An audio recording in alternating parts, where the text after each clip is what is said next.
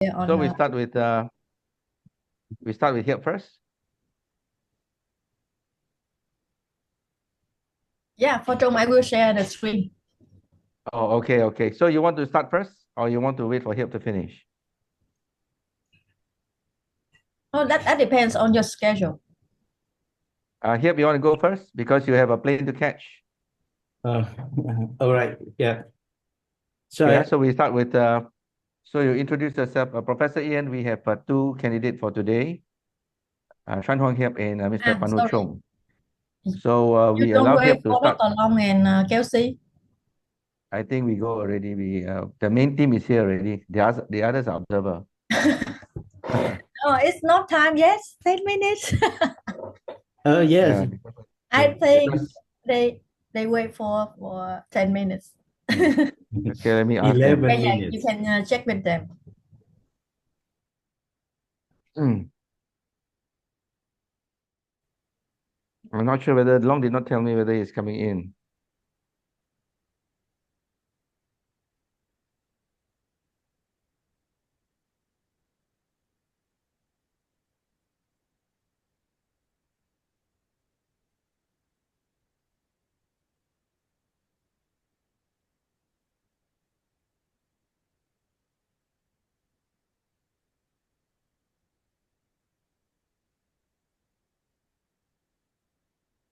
Okay, what time is your flight today?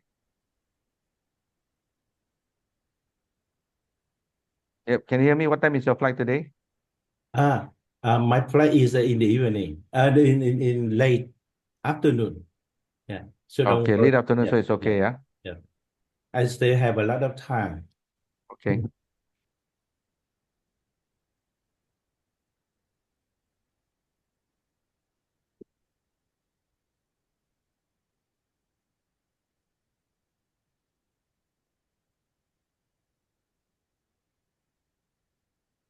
I am in Hanoi now. Oh, okay. Yeah. Finish your training? Yes. I'm training for one Japanese company and another state-owned company. They learn in the Okay. weekends, Saturday Weekend training. and Sunday. Yes. All right.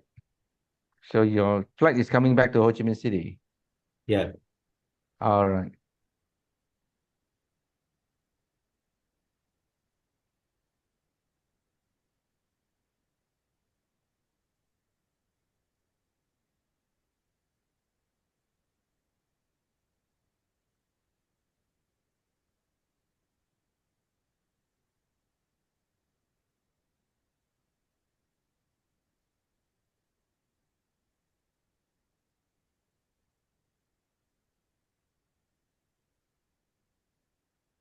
Okay, we wait 3 minutes, yeah? Then we can start.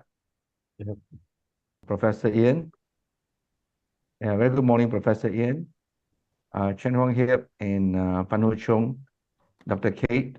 So welcome to our session on the private defense by our two candidates from Charisma University, Doctor of Philosophy in Business Administration, Chen Huang Hiep and Panu Chong.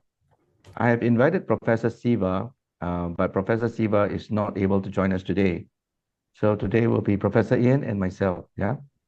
I've invited two observers, Dr. Long from US and Miss Kelsey Khan. I'm not sure whether they are coming in. If they come in, they will come in as an observer. So as it is now, we are ready to start. Yeah. Right. And for Professor Ian's information, Dr. Kate will support Mr. Chung in some aspects of his presentation or question and answer. All right. Okay, Howard, we're ready to start? Yes, I'm ready now. Yeah. Okay.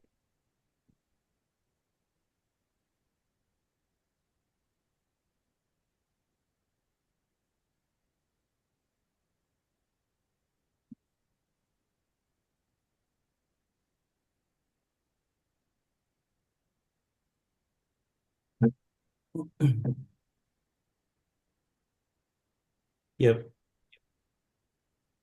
Good morning, distinguished panelists, respected observers, and everyone today.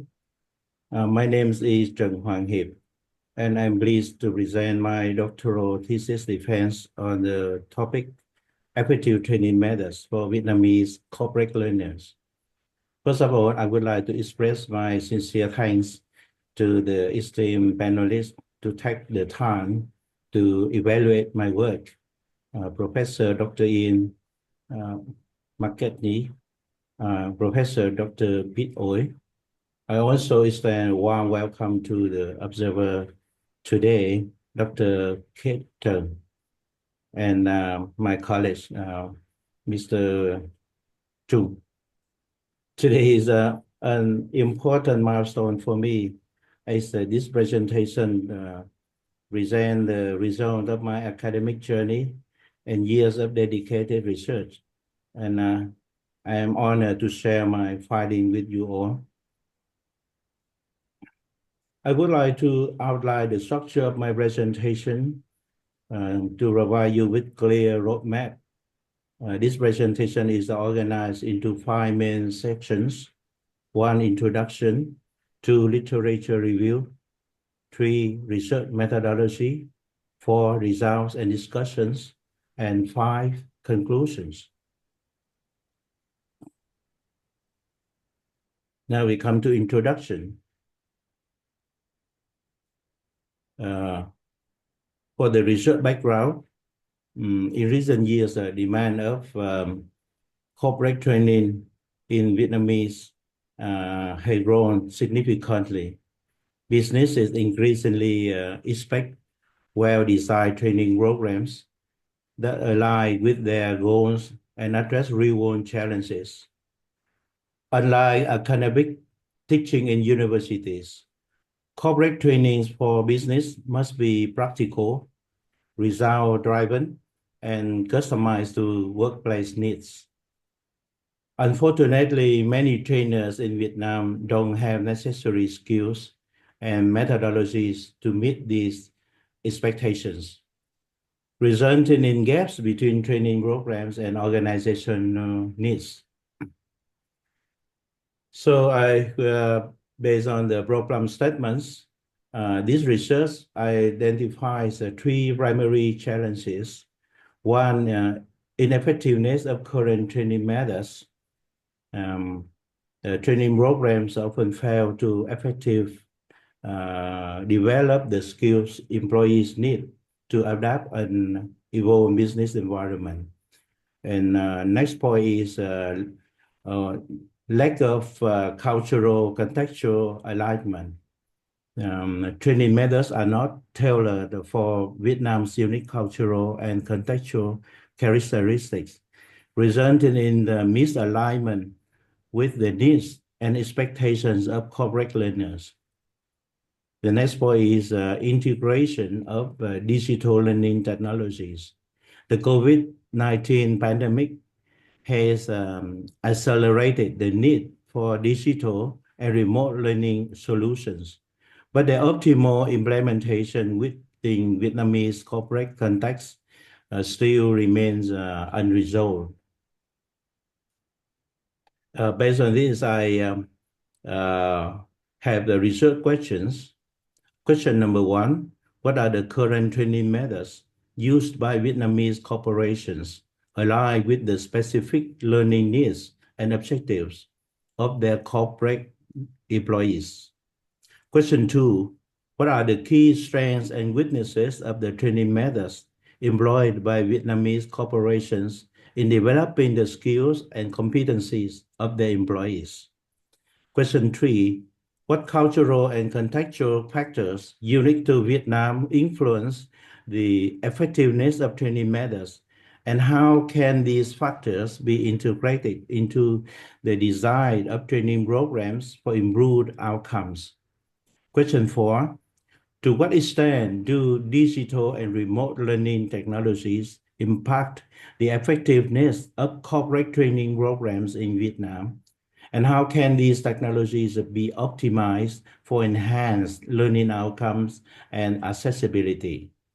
And question 5, what evidence-based recommendations can guidelines can be formulated to assist Vietnamese corporations, training providers, and policymakers in designing, implementing, and improving effective training programs that address the challenges and opportunities identified in the corporate training landscape.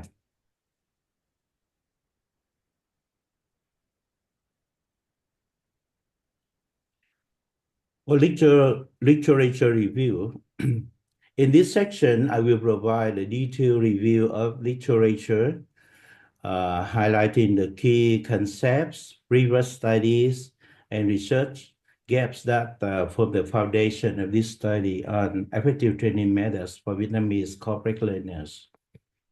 For concepts, the literature identifies the three primary concepts critical to understanding and enhancing corporate training in Vietnam.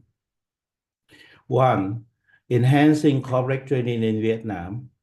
The current training methods, Vietnamese corporations commonly use on-the-job training workshops, e-learning platforms, mentoring programs, and seminars.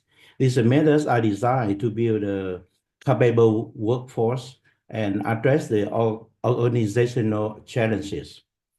The strength of these training methods is that they use diverse approaches, allow corporations to cater the different learning styles and preferences.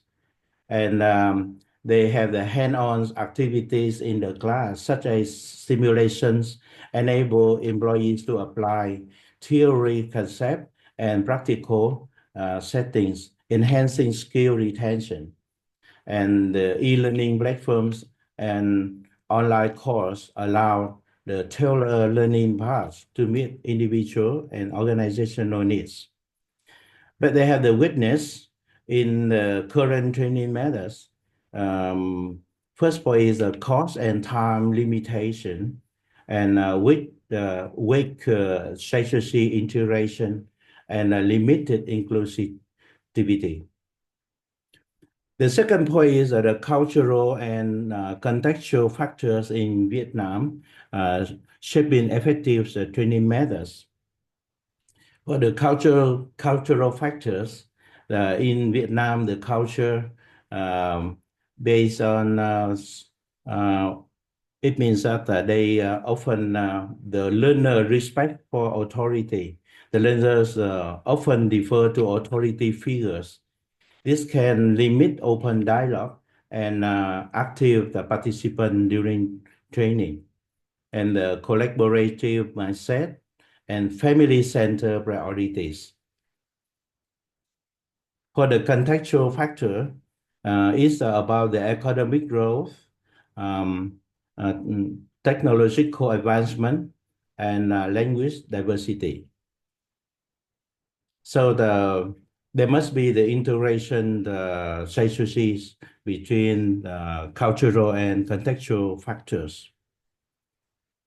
For the digital and remote learning technologies, in Vietnam, there have been the adoption of digital platforms like e-learning, virtual classroom, and the tools for digital learning tools. And of course, it has some positive impacts on learning outcomes and accessibility and inclusivity. But they still have some challenge and consideration.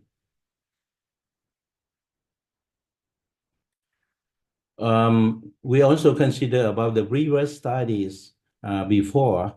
One, alignment of training objectives. Two, the trainer competency. Three, training methods and techniques. Four, digital learning technology.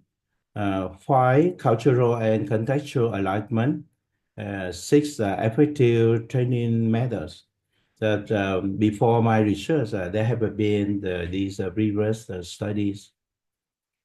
And the literature gaps is an industry-specific training. Limited research on tailored methods for industries like manufacturing, technology, finance, and healthcare. 2. Digital learning technologies. Insufficient studies on the impact and best practice for tools like VR and AR in Vietnam corporate training. 3. Long-term outcomes. It means that at the moment, most of the training program just focus on short-term results, but overlook the long-term impacts on performance, career growth, and organizational success. For comparative studies, lack of analysis comparing training methods for different objectives and contexts. And 5. Cross-cultural training, scarcity of research on training programs for global integration. And 6. Soft skills development is still limited exploration of methods for teaching soft skills like communication, leadership, or teamwork.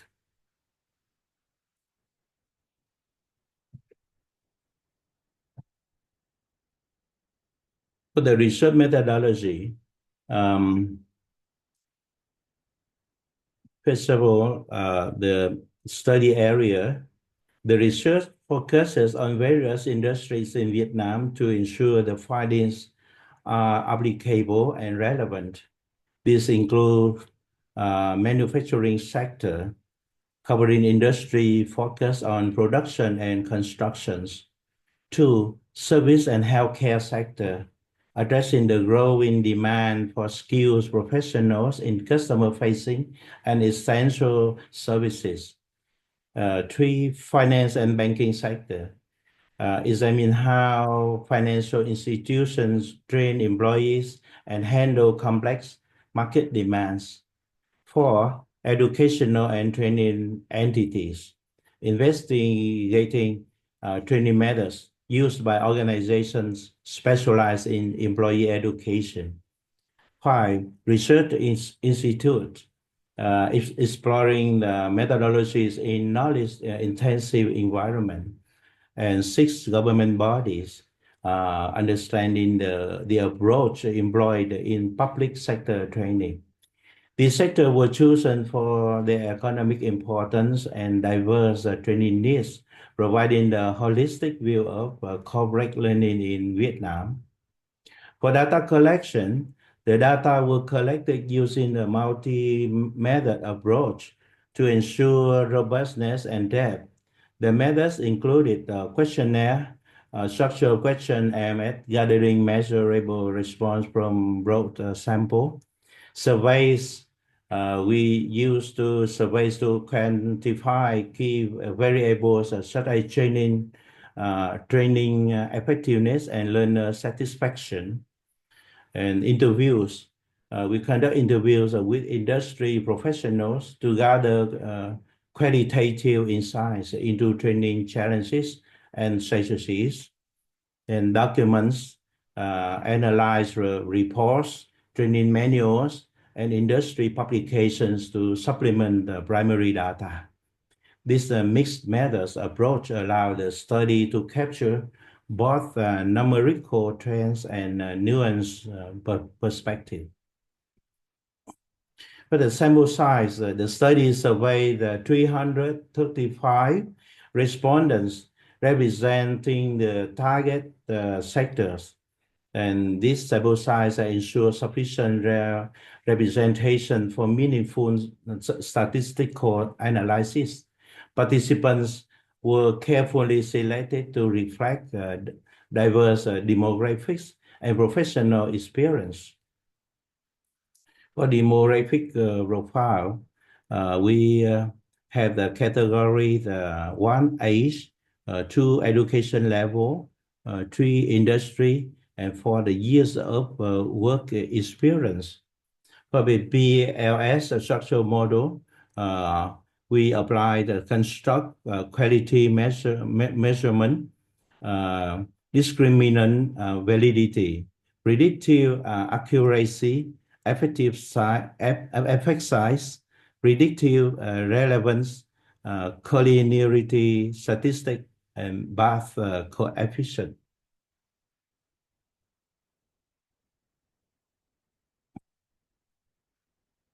This session focuses on the result of the data analysis and their implication. The analyst tests the hypothesis formulated in the theoretical framework, providing insights into relationships between the key constructs. Let us have the overview about the hypothesis. X1, there is a positive relationship between alignment of training objectives and effective training methods. Hypothesis 2, there is a positive relationship between trainer competencies and effective training methods. Hypothesis 3, there is a positive relationship between training methods and techniques and effective training methods. Hypothesis 4, there is a positive relationship between digital learning technologies and effective training methods. And hypothesis 5, there is a positive relationship between cultural and contextual alignment and effective training methods. For data analysis approach, the analysis was conducted using PLS-SAM. This study allowed for the testing of complex relationship between the theoretical framework.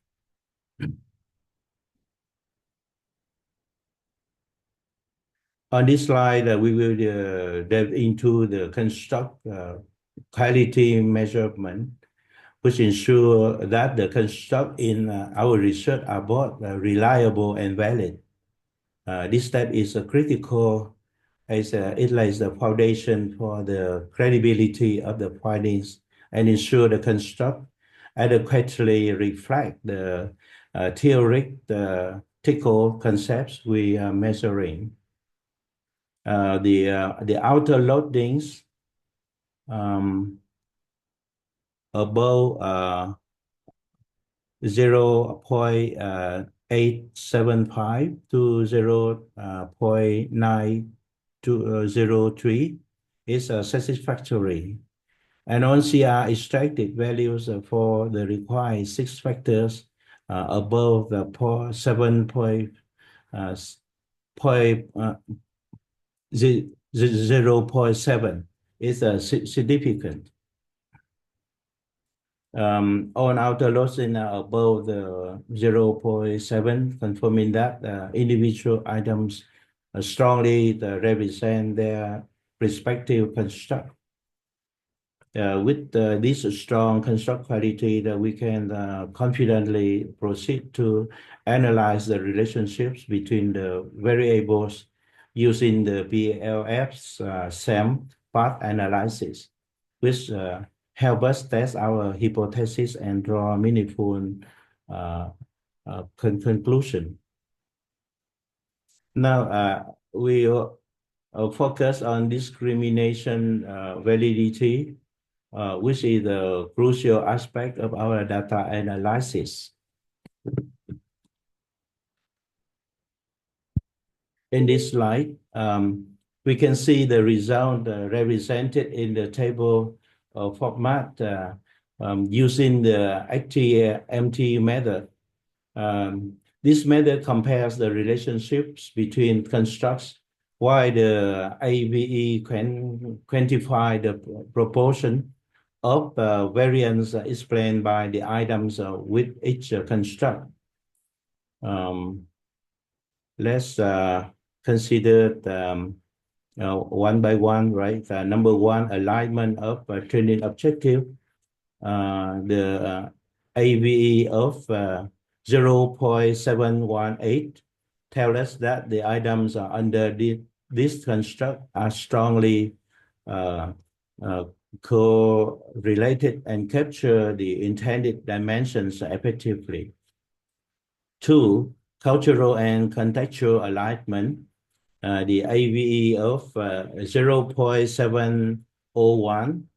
This construct reflects a solid representation, but its relationships with other construct highlight areas where the cultural nuance would be better addressed.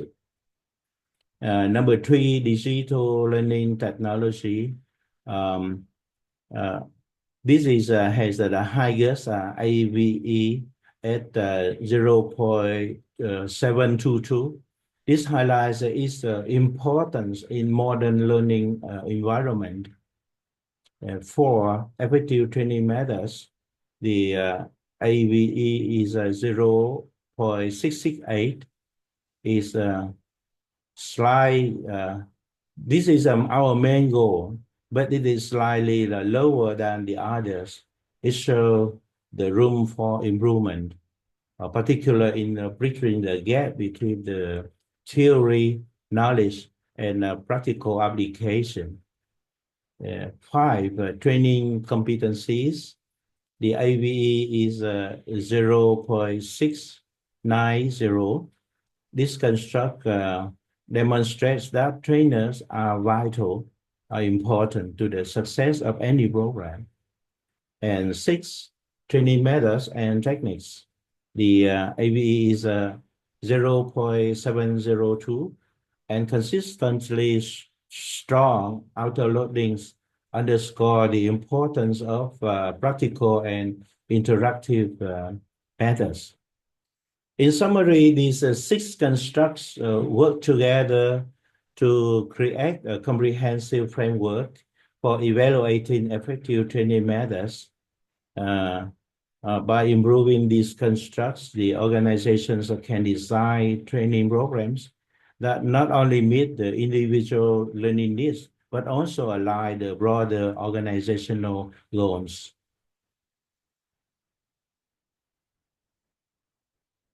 Now we come to this slide where we discuss the predictive power of the model through R-square and Q-square. For R-square value, the R-square adjusted value is 0.656.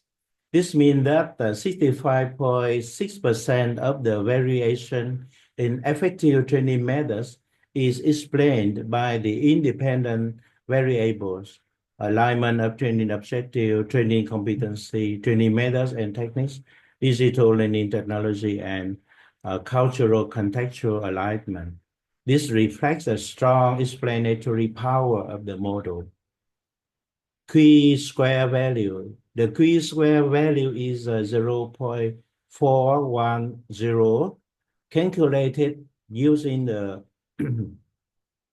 the formula, the SSE, SSO. Q-square value greater bigger than 0 indicates predictive relevance. Here, the Q-square of 0.410 signifies that the model has the moderate ability to predict outcomes for the effective training methods construct. For the collinearity statistics, VFI, and the effect size, F square. The VFI here, all the constructs have the VFI values below the critical threshold of 3, confirming low multi-collinearity. And F square values for the construct range from 0.089 to 0.246, which represent moderate to high impacts. Digital learning technology, F square is 0.246. This is the largest effect size, indicating the substantial influence on effective training methods. Alignment of training objective, F square is 0.156. Is a meaningful contribution. Cultural and contextual alignment, F square is 0.154. It shows its importance in shaping effective training. And then trainer competencies, F square is 0.145. This is another significant contributor. And training methods and techniques, F square is 0.089. Although it is smaller, but it's still at the unit value. So the R square and Q square values are highlight that the model is both explanatory and predictive for effective training methods.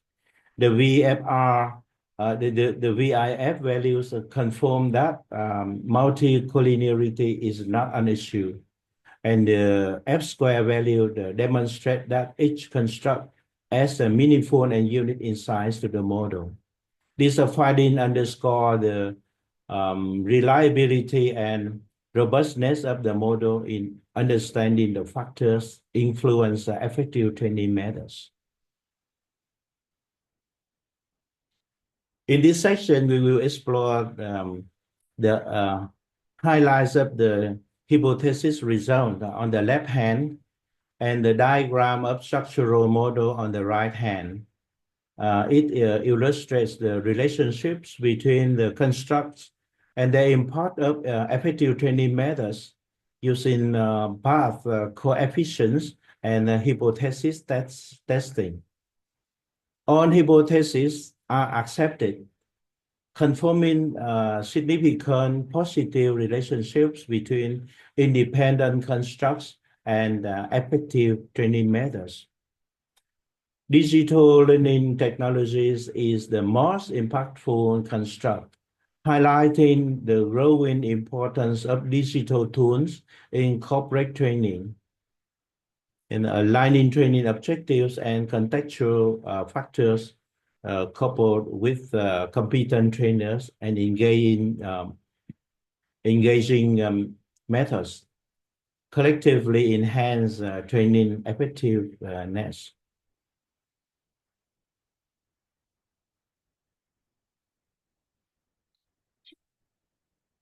Now we come to the conclusions. This summarize the key findings of this research, outline opportunities for future research, and address the study limitation. Let me walk you through the result, future research and limitation sections. For the result, the research successfully meets its objectives, providing significant insights into improving training methods for corporate learners in Vietnam. Through carefully analysis, the study identifies 5 key factors that play a crucial role in driving training effectiveness. All factors supported: alignment of training objectives, cultural and contextual alignment, digital learning technology, training competency, and training methods and techniques. Effective trainings has a moderating effect. For the future research, it can be the longitudinal studies, comparative analysis, technological adoption, impact assessment, customized training solution, multimodal learning, skills gap analysis, sustainability and CSR, inclusivity and diversity, employee feedback mechanism, government policies, and remote work training. While study provide a robust insight, it is essential to acknowledge its limitation. One, the same size and generalizability, limited to specific industries in Vietnam, restricting broader applicability. Two, cross-sectional design captures relationship at one point in time, limiting causal insight. 3, self-report data, risk of bias like social desirability and subjective responses. for single country focus. Results may not generalize to other countries or cultural contexts. And 5, measurement validity. Potential bias in measurement tools need further refinement. Future research should address these issues to improve validity, reliability, and generalizability.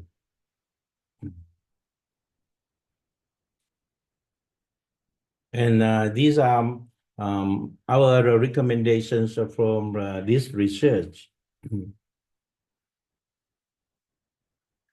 One, engage diverse learners, cater to 4 learner types: why learners, what learners, how learners, and what if learners.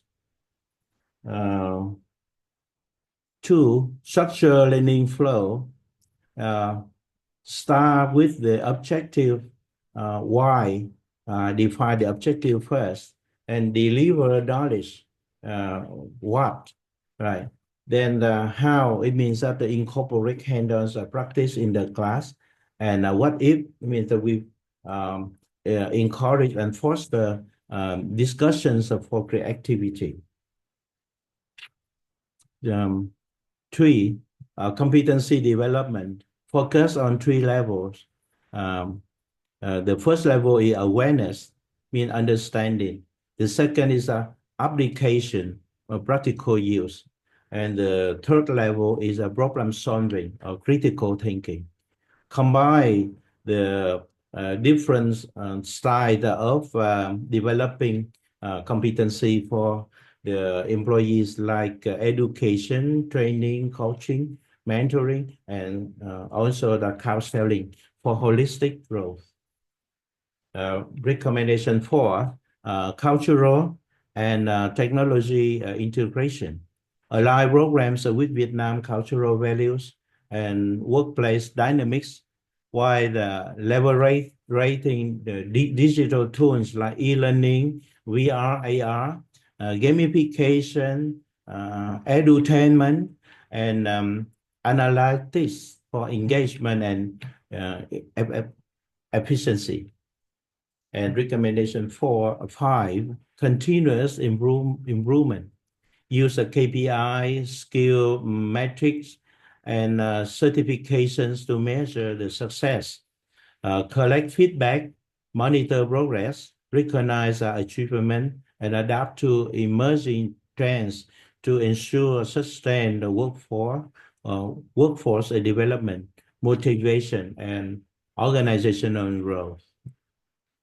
The researchers, trainers, educators, policymakers, and businesses can leverage these findings as a valuable reference for future studies on training or teaching methodologies. The results are particularly relevant for enhancing approaches to corporate learning, providing insights into effective strategies for improving outcomes and addressing learner needs. This study serves as a foundation for developing practical, evidence-based solutions in corporate education and training context. This is the end of my presentation. It is a slide about myself as a trainer. I have 30 years of working in the bank and nearly 20 years as a trainer, coach, and consultant for Vietnamese business. Thank you very much for your attention, and I am very happy to welcome your feedback and your opinions. Thank you.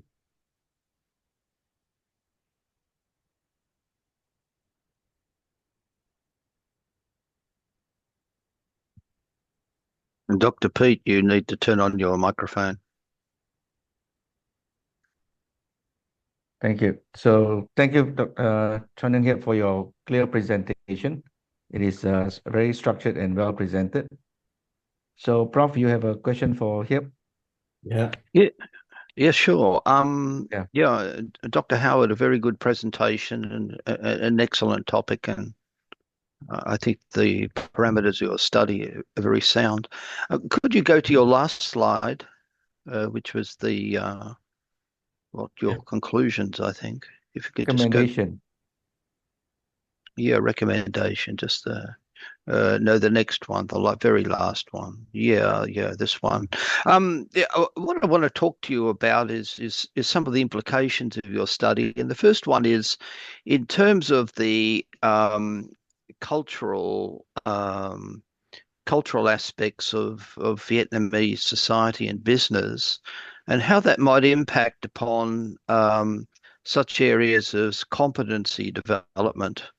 I think that you mentioned earlier in your thesis that Vietnamese society is very group orientated, family orientated, and possibly also authority orientated as well. That perhaps Vietnamese employees are more willing to sit back and listen to what authority figures say rather than to engage in what can we say, critical thinking and critical engagement, I guess, with those in authority.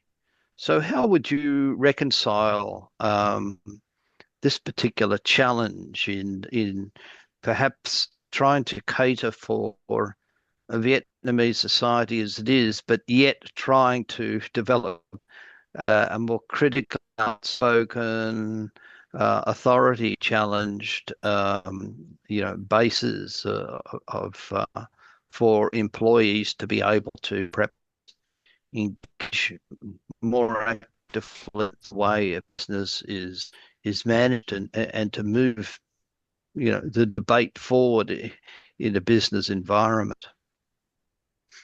Yeah. Thank you very much. That was a long question. Yeah.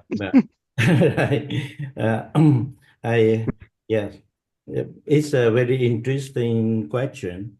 For the Vietnamese culture, I think that maybe it's not the critical problem, but it's a challenge for all the trainers, because according to the Vietnamese culture, people, when they come to the class, they always respect the teacher, especially when the teacher is a elderly person and a high rank position in the society. And they just believe in the teacher. Like in the university, right? The students, they come and they listen and they believe everything from the teacher and the trainer. It's the same, it's a similar in the corporate training, at least according to my experience. I try to encourage them to think different from what I am thinking. And they can have the critical thinking, they can have a more question, and also that they can argue with me. However, most of the learners, they dare not, right? They do not do that. I think that this is it will the limit. It made the limitation of the effectiveness of the training. Why the corporate learners are experienced people, they are working, so they need, right, to be more positive, more aggressive in learning, right?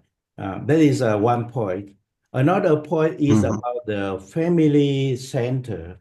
It means that when we make the schedule for the training, we should consider about their family. Let's say they study at weekends, right? I am in Hanoi now, and I just yesterday I organized the training course for a company, right?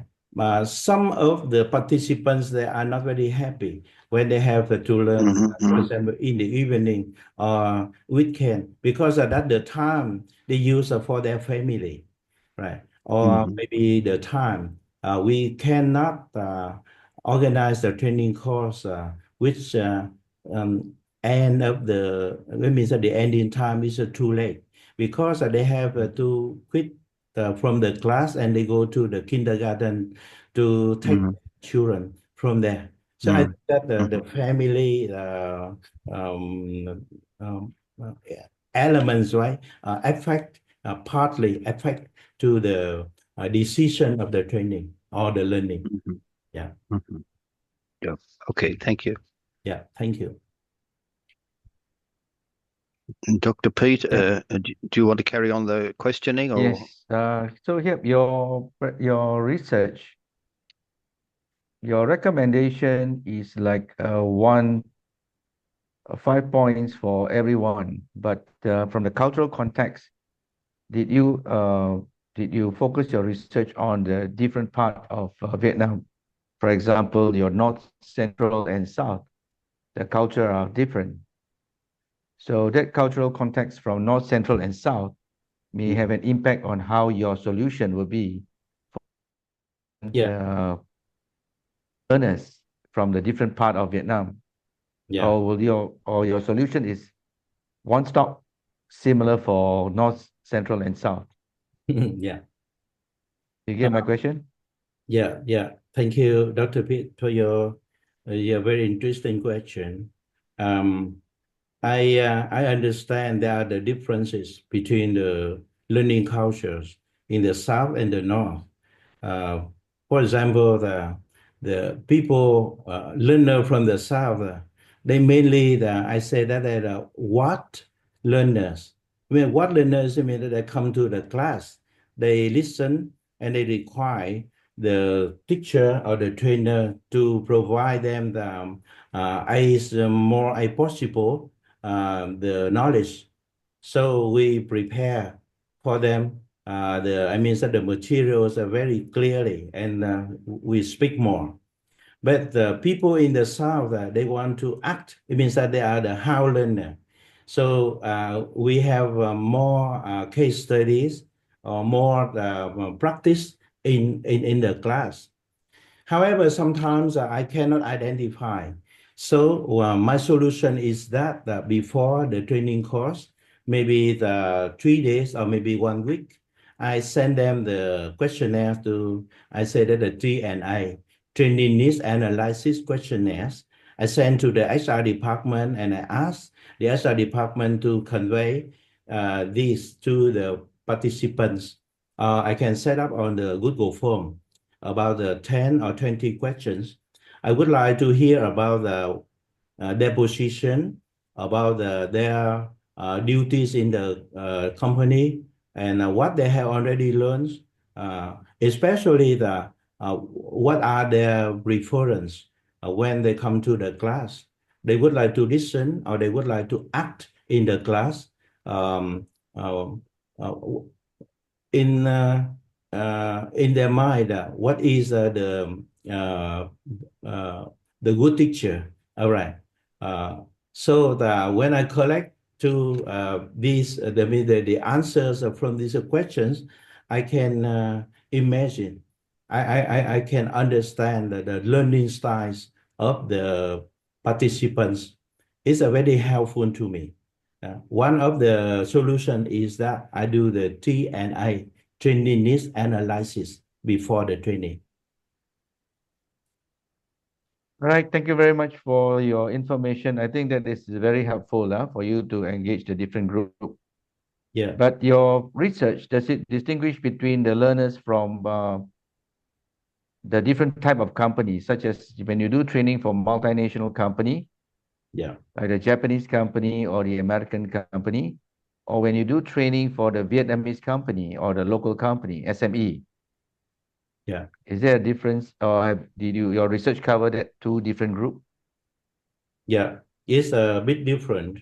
For example, if it means that all my participants are Vietnamese, even they are working in the Japanese company or American companies, they are Vietnamese.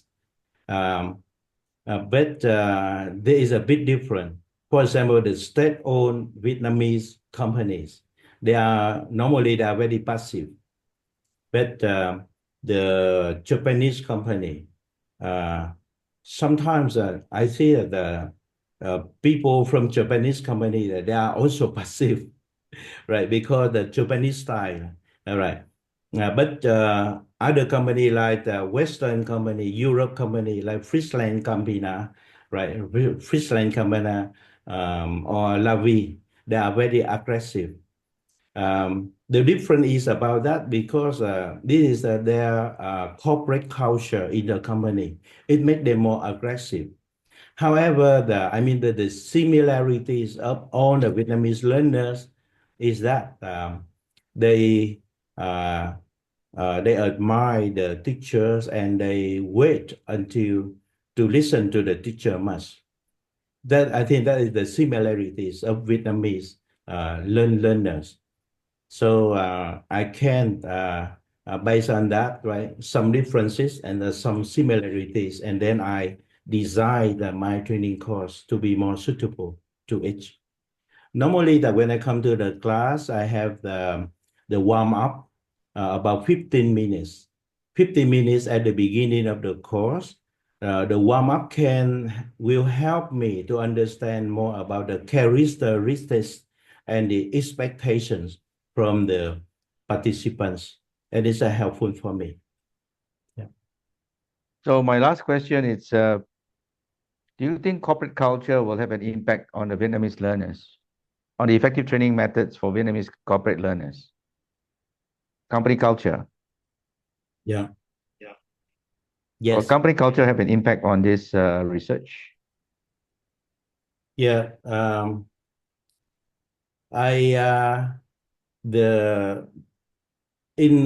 In this research, we also mentioned a bit about the culture, right? But not really the corporate culture. And I would like to put it in the future research. But I understand that, right? In the corporate culture, there are many factors. And one of the factors is the learning culture. Learning culture is one of the factors in the corporate culture. And it's very interesting for me to research in the future. All right. Thank you. Yeah, Dr. thank you, Hiep. sir. Yeah, I'm done. Professor Ian? And just one last quick question. You have a lot of experience, Dr. Howard, in training. I'm just wondering if you could just one moment. We've got some.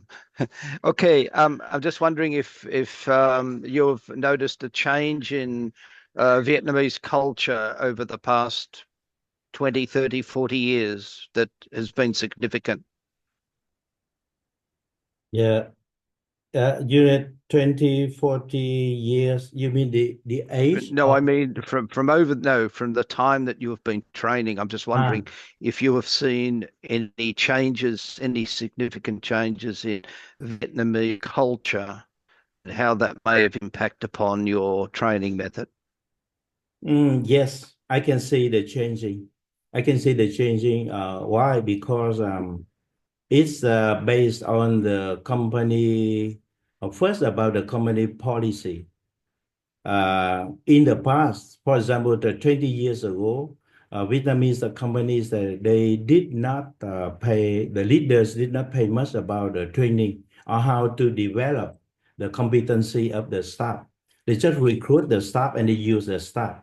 But 20 years ago, training was not very active. But now, right, all the leaders, they understand about that. So they put the learning KPI for the participants. So the participants nowadays, when they come to the class, they are more positive than in the past. Second, about the change of the society. The learners, they understand that one of the strengths for them is the competency. So they are facing the competition among themselves and other colleagues or other competitors. So they understand that competency is very important. So training can help them to overcome the weight competency. So I mean that the way of learning or the attitude of learning have been changed. Another point is that nowadays the technology, like I say, that information on internet and also the platforms e-learning can help them a lot. So sometimes when they come to the class, they together they use the technology. For example, that when I am training in the class, I am speaking, but the participants they check what I am saying with the ChatGPT. They compare, right? So I see that that is also the challenge, but it's I think that a very good point of view, very good things. Yeah. Thank you, Dr. Howard, and thank you for your most comprehensive review of your dissertation. Work very well done, and it's good to hear all you speak about your research. And I mean, that's what we're really looking for in Aviva, to hear what, in a very practical way, you have learnt through your research, and we appreciate what you've shared with us. Thank you, Dr. Pete. Yeah, thank you very much. So thank you, Dr. Howard. Welcome to the Charisma Charisma community, of doctors. Indeed. Well done, one more Dr. thing. Howard. Yeah. Yes, Dr. Kate. Last question. Dr. Yeah. Hiep, so can groups of indicators that you can recognize and group them into 3 groups of learners, like the what, the how, the why? 4 groups. Is there any 4 groups? Any kind of significant signal for you to identify? Yep. Thank you, Dr. Kate. Right. I really like your question. Can I use this slide to explain more about this? This is to my experience. I divide my learners into 4 groups. 4 groups of learner: why learner, what learner, how learner, and what if. For example, so some learner, they are for the first group, why, right? They always ask themselves, why should I attend this training course? For example, that their leaders force them to the class, but they don't like the class at all. They don't know why they have to come to this class.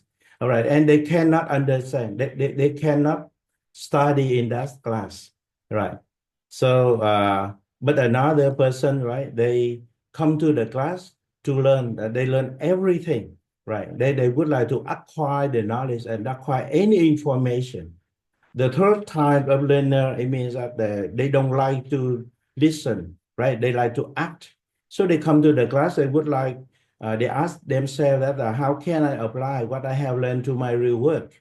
And another, it means that these learners, they have experience, they are very good already. So they come to the class, sometimes they do not believe the teacher. All right, and they say that, right, if I don't believe you, if I don't follow teacher, but I think different or I do different, can I? Right. So normally I divide the participants in the class into 4 groups like this. And then I will organize my training flow in this way. Well, for example, the first of all, I should define the learning objectives. When they know the benefits of the training course or the objective of the training course, right, they are motivated to learn, right? For the second group, right, we prepare the information, we prepare the training manual or materials very carefully, and we are willing to share, to answer any question from them. They are satisfied. For the third class, right, they need practice, they need activities in the class. So we will prepare the hands-on practice, the role play in the class for them to practice right in the class. For the last group, that means that what if, it means that they have the critical thinking. In this case, we should design the case study for them and let them discuss, let them present in the class, and let them ask the critical thinking question in the class. Yeah. Yeah. Is my answer satisfactory to you, Dr. Kate? Thank you, Dr. Hiệp. So my last comment is that I also use the same formula when I do marketing for Dr. Pitt's programs. I also apply the same thing. So right.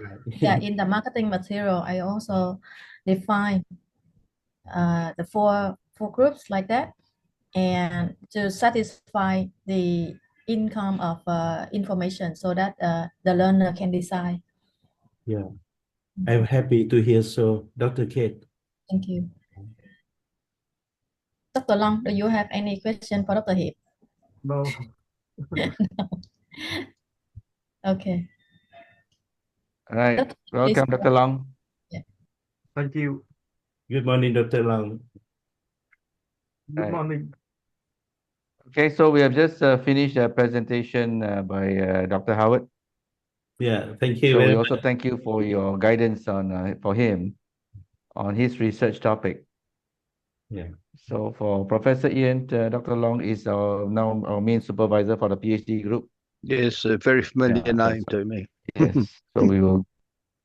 All right, so now we will continue with, so Dr. Kate, we are fine to continue with Mr. Chung. Can we take a 5 minutes break? Okay. Prof, we take a 5 minutes break and then we continue with Mr. Chung's Okay, presentation. okay. Thank you, thank you. Yeah, 5 minutes break.